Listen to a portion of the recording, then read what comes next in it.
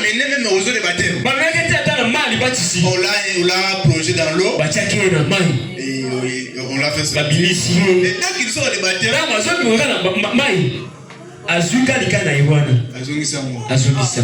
Amen. Amen. Il ne s'était pas dit, comme j'ai pris le baptême comme ça, bon, je vais essayer de devenir chrétien. Je vais devenir chrétien. Je vais lui montrer. Alors que dans son cœur là-bas, il y a encore l'envie. Amen. Ne devenez pas hypocrite. Vous avez encore l'envie de quelque chose de mauvais en vous. Priez simplement. Vous priez. Vous allez faire ça. Mais attention. Attention. Si vous faites ça, puisque le prédicateur m'a dit, je vais continuer à faire. Il est dit dans les Écritures, pour celui qui a une fois été éclairé, quelqu'un qui connaît les bienfaits, je veux faire seulement les mal. Il n'y a pas de pardon pour lui. Amen. Il n'y a pas de pardon pour lui. Le prédicateur a dit, comme j'aime les jaguars, là, ça te regarde. Amen. Ça te regarde. Si vous continuez avec ce il n'y a plus de pardon. Comme les gens en tout cas autres là-bas. Amen. Amen. La parole de Dieu, elle est venue afin de pouvoir nous séparer et nous préparer aussi.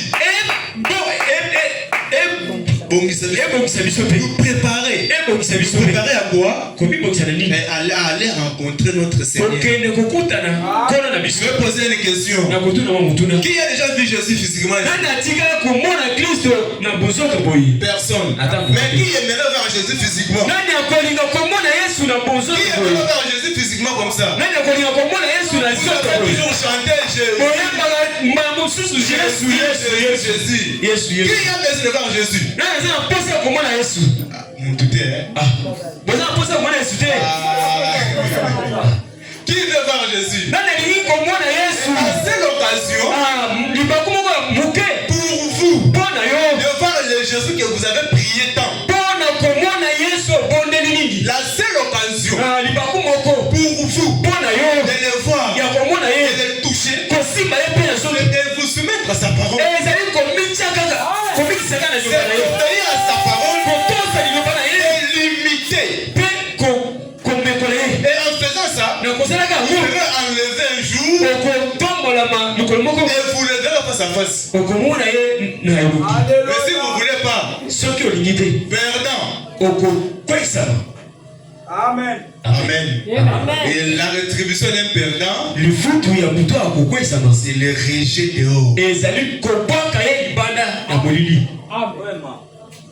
Le roi va venir, il vous trouve sur la table, et il dit, mais monsieur, tu fais quoi ça?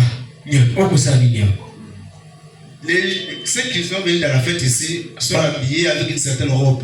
Et toi, tu ne pas habillé comme eux. Comment tu es venu ici? Prenez-les, liez-les les mains et les pieds, jetez-les dehors. C'est infiltré. Amen. Ceux qui combattent, ils se posent toute espèce d'abstinence. Et nous aussi, nous combattons. Nous livrons bataille chaque jour. Parfois c'est contre les esprits que nos yeux ne vaillent pas. Parfois c'est contre l'envie. Jean dit, c'est lui qui aime le monde et les choses qui sont dans le monde. Il n'est pas ami de Dieu. C'est lui qui aime le monde. Il se rend automatiquement il se rend automatiquement. Exactement. Amen. C'est lui qui aime le monde. Il se rend automatiquement. Mais comme nous combattons, imposons-nous des choses.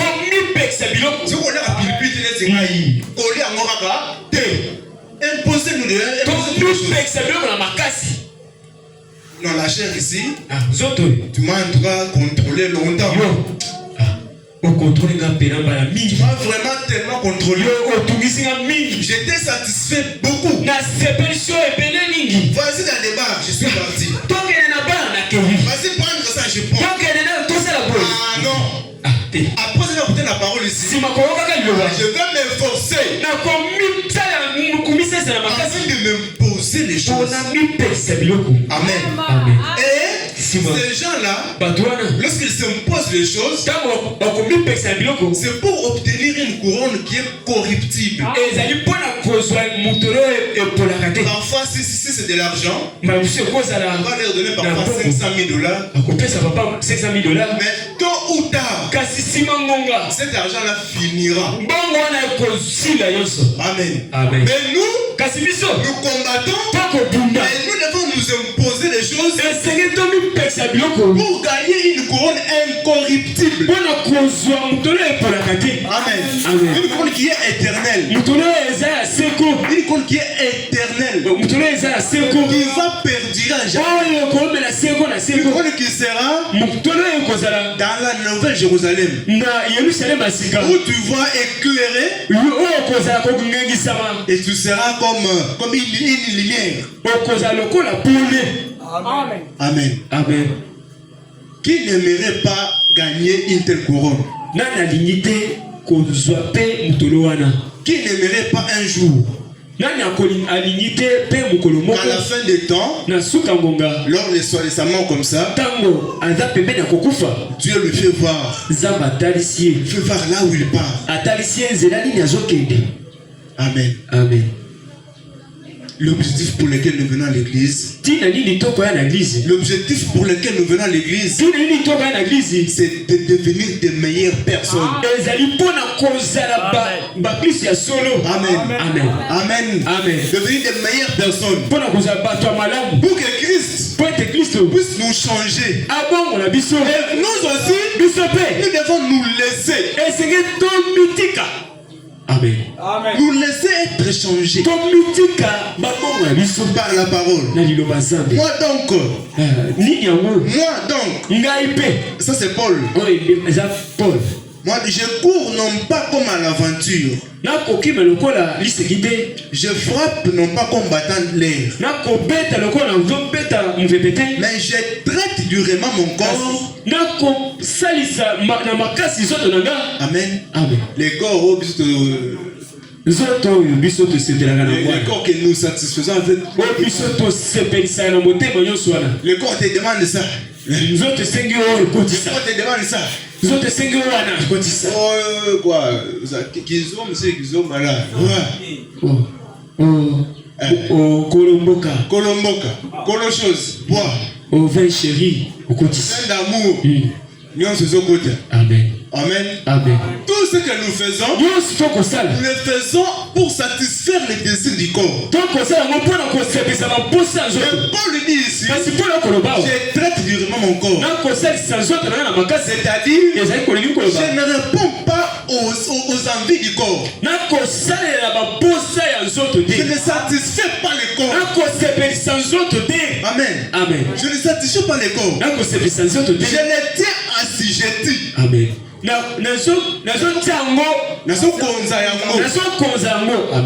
Amen. Merci. Paul tenait assujetti son corps de peur d'être aussi rejeté. Amen. Mais je veux aussi Paul, il pouvait aller loin jusqu'à traiter durement son corps. Pour ne pas être rejeté. Qu'en serait-il de vous et moi? Amen. Amen. Amen. Amen. Si Paul arrivait à traiter durement son corps, c'est-à-dire, il a remarqué que dans son corps, dans sa chair, il y a certaines choses qui ne lui permettent pas d'obéir totalement à la parole de Dieu. Amen. Amen. Il veut pratiquer les biens. Mais à chaque fois, il y a le mal. Le mal qui vient. C'est pourquoi il dit, il traite durement. Romains chapitre 7. Chapitre 7. Vous allez comprendre pourquoi Paul traitait durement son corps. Romains chapitre 7. Verset 15, 18 si nous descendons. Verset 15, 18 nous descendons. Ce qui est bon. C'est Paul. Là-bas, il dit mon corps aussi, je l'assujettis. Je les traite durement. Pour qu'à la fin, je ne sois pas rejeté. Mais qu'est-ce qui a fait? Bon, dites-moi, est-ce que les corps de Paul lui frappaient? Amen. Vous dormez, Tolali, acclamez pour Jésus. Acclamez pour Jésus. Est-ce que le corps de Paul les frappait? Mais comment il peut aller loin? Son propre corps, il les traite durement. Il l'assujettit. C'est-à-dire, il y a quelque chose qui était dans le corps, dans la chair humaine. Ce qui est bon, je le sais, n'habite pas en moi. Amen. Au verset 18. Ce qui est bon, amen. Je le sais, n'habite pas en moi. Alléluia. Amen. Amen. Vous comprenez pourquoi Paul traitait des choses? Ce qui est bon, il le connaissait. Mais après vous avez fait l'examen, il faut que ce qui est bon là n'habite pas dans son corps. Amen. Amen. Amen. C'est-à-dire, dans ma chair, j'ai la volonté de faire les biens, mais je n'ai pas le pouvoir de les faire. Oh, Amen. Amen. Dans mon corps, dans ma chair, j'ai la volonté de faire les biens. En tout cas, je ne veux plus mentir. Il faut que j'abandonne les mensonges. C'est la très bonne volonté que tu as. Mais est-ce que tu as le pouvoir de ne plus mentir? Amen. Amen. Est-ce que tu as le pouvoir de ne plus mentir? Car je ne fais pas les biens que je veux. Réveillez-vous. Papa Michel. Amen. Réveillez-vous. Exactement. Car je ne fais pas les biens que je veux. Et je fais le mal que je ne veux pas. Amen. Le mal que moi je ne veux pas, c'est ce que je fais. Pourquoi j'ai la volonté de faire les biens, la volonté de vivre la parole, la volonté de laisser les mensonges à autre chose. Mais je n'ai pas le pouvoir. Et ce que moi je ne veux pas là, c'est ce que je me retrouve en train de faire. Et si je fais ce que je ne veux pas, c'est-à-dire ce n'est plus moi qui le fais, c'est le péché qui habite en moi. Amen. Amen. Amen. Si je fais ce que je ne veux pas, c'est pas moi qui le fais. C'est quoi? C'est le péché. Le péché habite où? moi. Vous comprenez pourquoi Paul traite directement son corps. Et ici, Paul ne parle là. On parle de vous et nous. Le combat qu'il y a ici, le combat d'un chrétien, vous appelez la parole. Que faites-vous de la parole? Amen. Amen. Je traite durement mon corps. Je l'assujettis. Puisqu'à chaque fois que je veux faire le bien, je me retrouve, je fais le mal. Après avoir examiné, je vois que c'est le péché qui habite dans ma chair.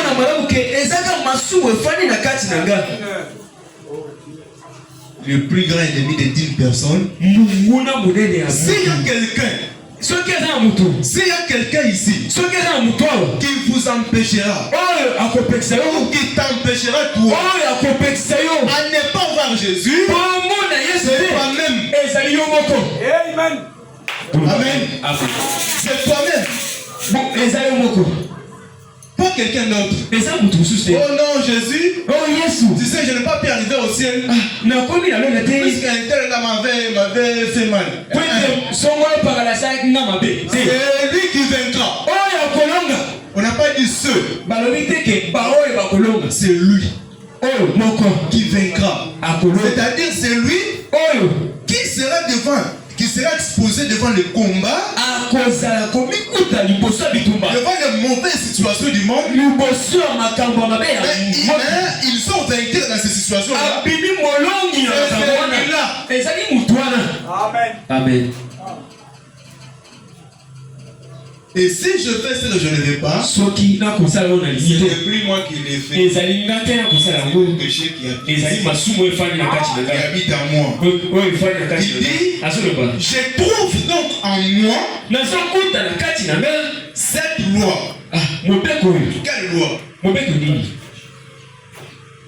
Paul, après avoir examiné, c'est moi qui suis fautif. C'est moi. Je trouve donc en moi cette loi. Quand je veux faire les biens, le mal est attaché à moi. Je veux faire les biens. Je veux plaire à Dieu. Je veux satisfaire Dieu. Je veux vivre la parole. À chaque fois, je fais toujours le mal. Amen. C'est une loi qui habite en nous. La Bible dit ceci. Nous sommes dans ce monde conçus dans l'iniquité, nés dans le péché, venus dans le monde proférant des mensonges. Tout notre être est péché.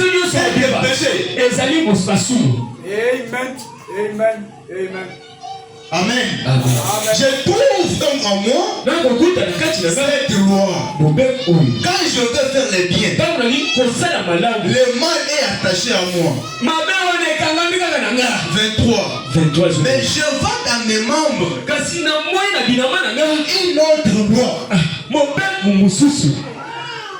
Amen. Je vois dans mes membres une autre loi qui lutte contre la loi de mon entendement. Et cette loi me rend esclave du péché. Que Dieu vous bénisse. Que Dieu vous bénisse. Réveillez-vous.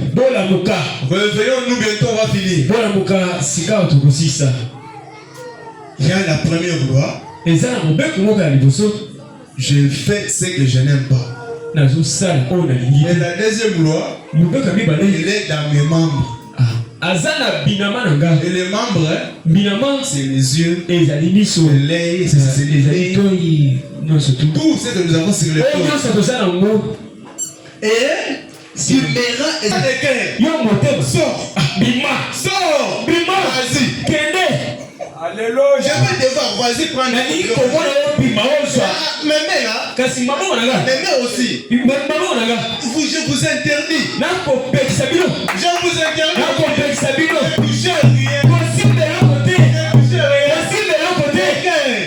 Quand tu veux manger, vas-y. Amen. Amen.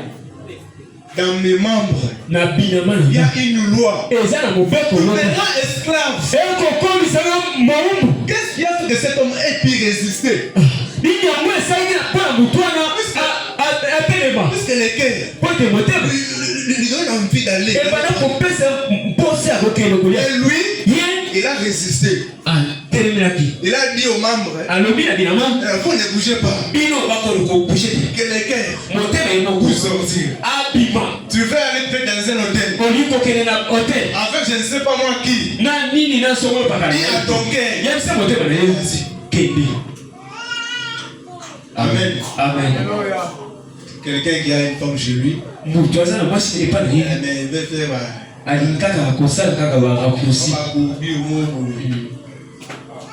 Amen. Amen.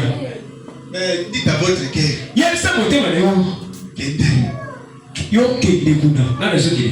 Mais puisque vous partez, ça veut dire que vous êtes en harmonie.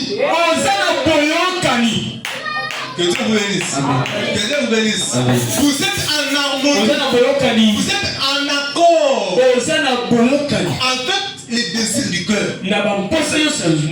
Et par conséquent, vous n'allez pas traiter durement votre corps. Paul dit, misérable que je suis, qui me délivrera de ces corps de mort? Amen. Amen. Mais grâce soit rendue à Dieu. Jésus-Christ. Amen. Notre Seigneur. C'est en Jésus. C'est la foi en Jésus qui nous donne accès à la victoire pour vaincre, pour résister au diable. Paul dit, résister au diable et il fuira le et ne fouillez pas. Résistez. Il est là.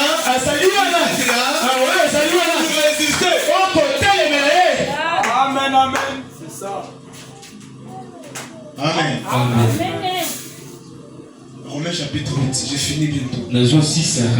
En effet, la loi de l'esprit de vie, la loi de l'esprit de vie en Jésus-Christ m'a affranchi de la loi du péché de la mort. Alléluia. Amen. Amen. La loi de l'esprit de vie en Jésus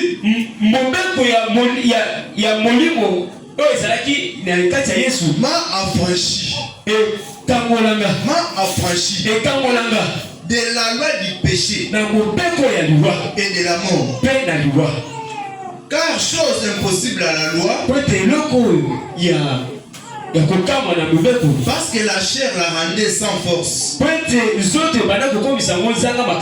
Dieu a condamné les péchés dans la chair en envoyant à cause du péché son propre fils. Amen. Amen. Pour condamner les péchés, Dieu a fait quoi?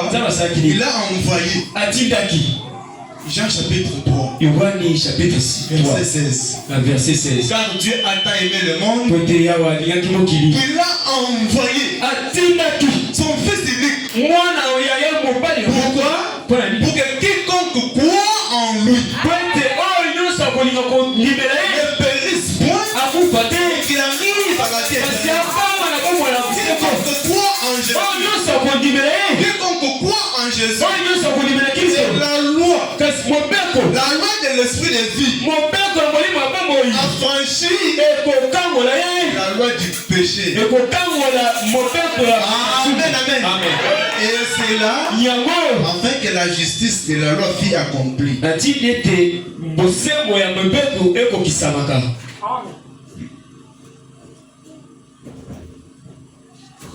en effet qui vivent selon la chair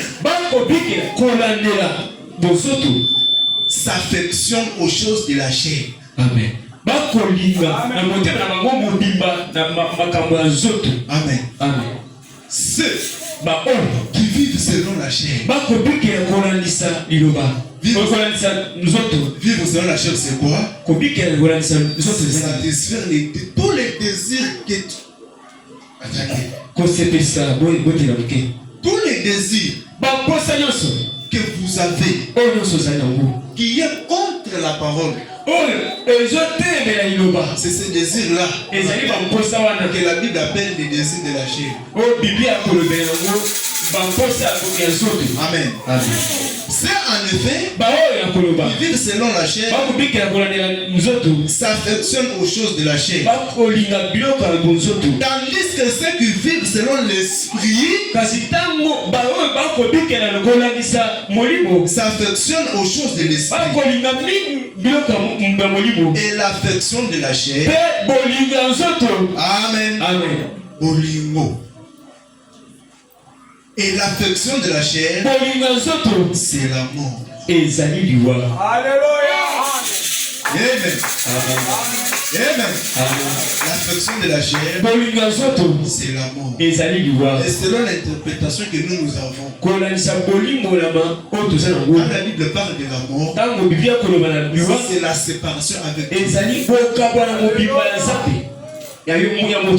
Amen. Quelqu'un qui est mort selon la Bible. Prenez un exemple. Quand il s'appelle comment Lazare est mort. Quand Jésus est venu, Jésus a dit ah non, il dort. Amen. Amen. Puisque Jésus était la vie, il nous fallait que lui il dort. La vraie mort selon la Bible, c'est être séparé de Dieu. Qui veut mourir ici? Qui veut être séparé de Dieu? Et l'affection de la chair, c'est la mort, c'est la séparation avec Dieu. Tandis que l'affection de l'esprit, c'est la vie et la paix. Pourquoi? Car l'affection de la chair est illicite contre Dieu. Parce qu'elle ne se soumet pas à la loi de Dieu. Et elle ne le paie pas. Amen. Amen. L'affection de la chair. La satisfaction. Le corps demande ça. Tout ce que le corps demande. Non. L'affection de la chair, c'est la mort. La séparation avec Dieu. Vous voulez vaincre. Vous voulez qu'un jour, que vous soyez sur le même trône avec Jésus. Livrez les combats. Et sortez en victorieux. Amen. Amen. Amen. Sortez en victorieux. Si vous êtes perdant, vous serez rejeté dans les ténèbres du dehors. Une dernière chose avant de finir.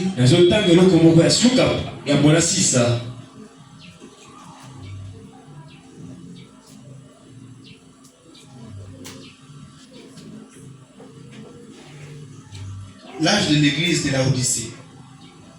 Âge de l'église de Laodicée. La page 360. Et par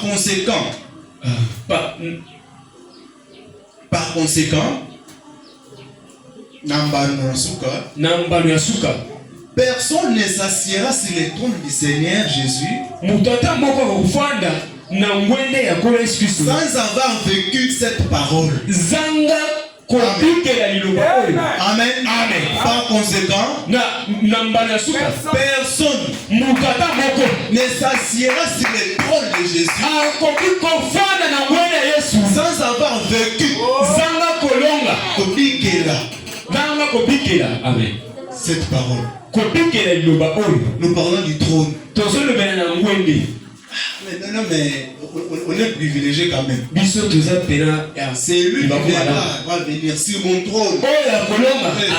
Le trône de Jésus.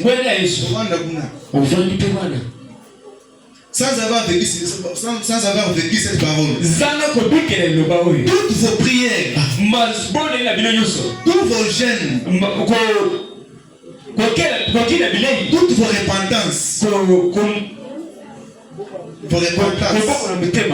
quoi que vous apportiez à Dieu, rien de tout cela ne vous donnera le privilège de vous asseoir sur ce trône.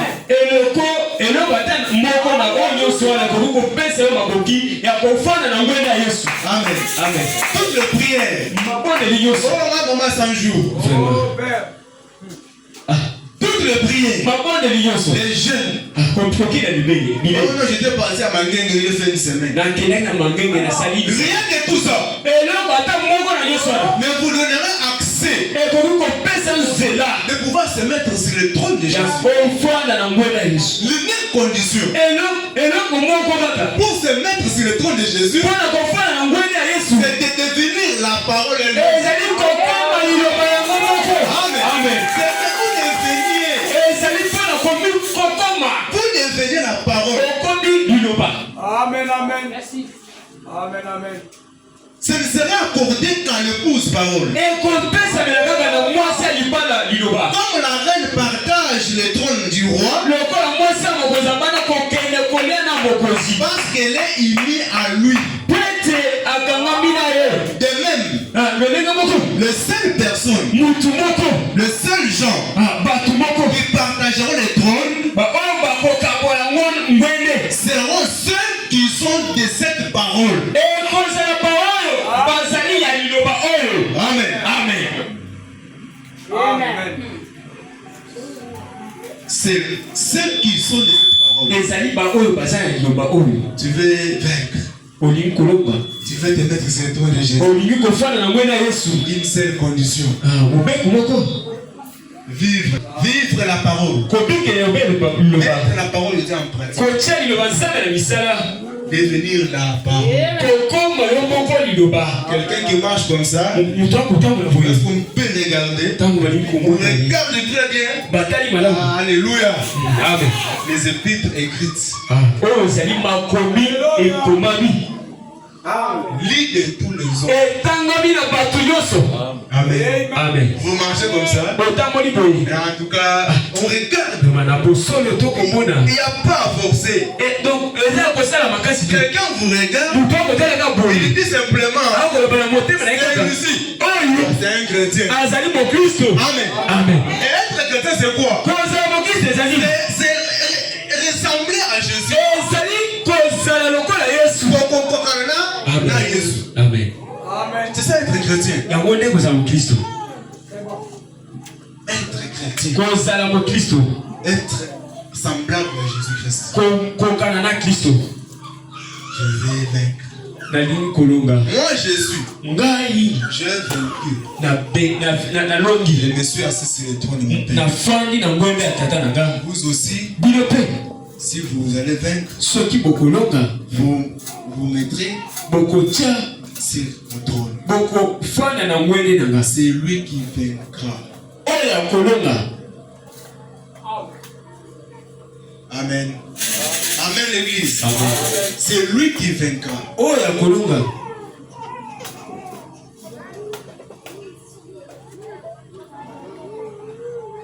On finit bientôt.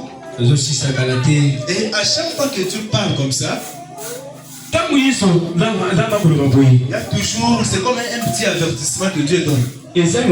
Amen. Puisque vous ne savez pas, La mort peut vous attraper n'importe où, n'importe quand. Mais quand la mort va venir, elle vous trouvera dans quel état? Seriez-vous des vainqueurs ou des perdants? Puisque l'état dans lequel vous serez, c'est cet état-là qui déterminera là où vous irez. Amen. Amen. Si vous serez rejeté, ça va dépendre de vous. Tous, nous avons écouté les prédications. Et toi, t'es la porte. Et toi, t'es la porte. L'invitation sur l'année. Être la lumière. Nous avons écouté toutes sortes de prédications. Depuis que cette église existe. Depuis qu'on était dans la maison. Nous avons écouté. Que faisons-nous de ça? Amen. Amen. Que faisons-nous de ces paroles? Prêtons-nous vraiment attention ou pas? Et le but principal pour lequel nous venons à l'église, c'est de devenir des meilleures personnes et des chrétiens semblables à Jésus-Christ. Les seules choses qui nous préparent afin de ressembler à Jésus, c'est la parole. Après avoir écouté, quelle est votre attitude? Quelle est votre pensée? Amen. Amen. Quelle est votre pensée? Quelle est votre décision? Vous continuerez dans toutes les mauvaises choses que vous faisiez, ou vous allez vous forcer afin de pouvoir mettre la parole en pratique. Parce que votre destination éternelle